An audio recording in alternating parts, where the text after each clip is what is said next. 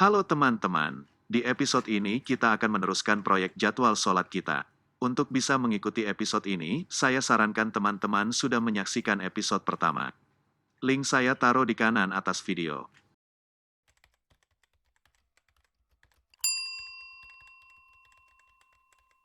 Jadwal sholat memerlukan algoritma perhitungan yang disepakati. Dan di sini saya mengambil algoritma tersebut dari situs eramuslim.com. Agar mudah digunakan, algoritma panjang ini selanjutnya akan kita ubah menjadi sebuah kelas. Untungnya, kelas tersebut sudah tersedia di GitHub.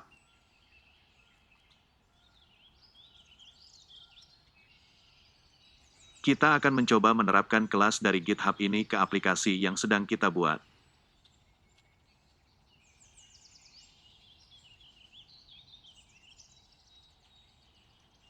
Kita mulai dengan membuat folder models di bawah folder lib.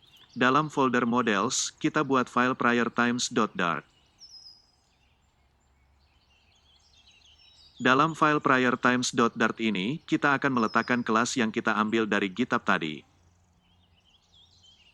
Save, dan untuk tahap awal, kita akan membuat file constant.dart yang akan berisi konstanta latitude, longitude, dan time zone. Penentuan lokasi yang konstan dan statis ini hanya sementara. Nanti kita akan menggunakan geolokator untuk menentukan lokasi user. Selanjutnya, kita masuk ke file main.dart. Di sini kita import prior time dan constant.dart.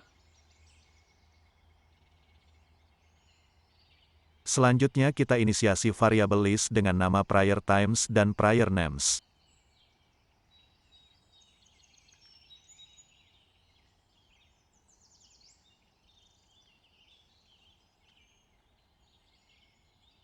Kemudian kita akan membuat function getPriorTimes. Pertama kita buat variabel turunan dari kelas priorTimes bernama priors. Selanjutnya kita set beberapa properti dari priors. Keterangan lebih lengkap dari masing-masing properti ini bisa teman-teman baca di website eramuslim.com yang saya tunjukkan pada episode pertama.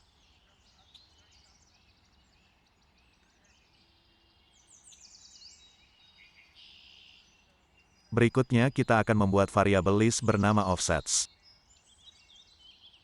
Selanjutnya kita buat variabel current date yang berisi nilai dari datetime now. Kemudian kita akan memanggil metode setState. Metode setState berfungsi untuk menginformasikan Flutter bahwa ada perubahan state.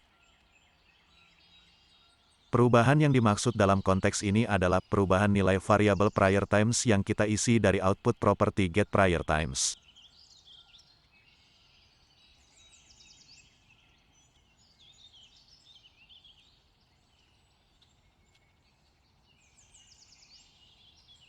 Selanjutnya kita membuat metode initState. Di dalam metode initState ini kita panggil function getPriorTimes.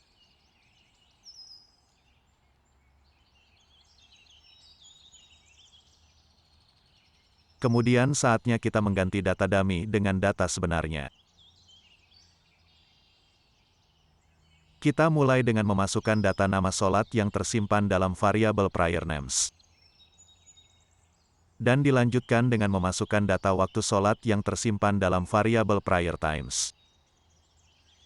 Sayangnya saat kita save, kali ini kita mendapatkan tampilan error.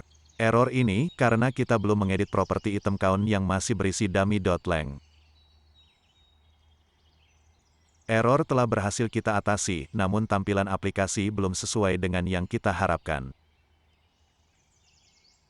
Hal ini karena kita belum mengisi variabel prior names yang harusnya berisi data dari properti getPriorNames.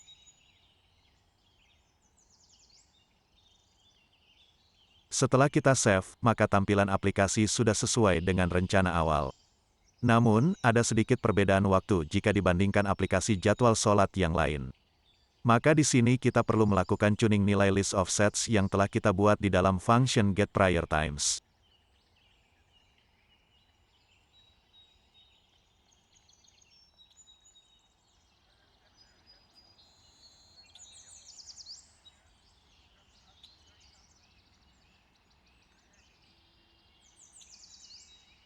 Jadwal sholat sudah sesuai dengan algoritma penentuan jadwal sholat.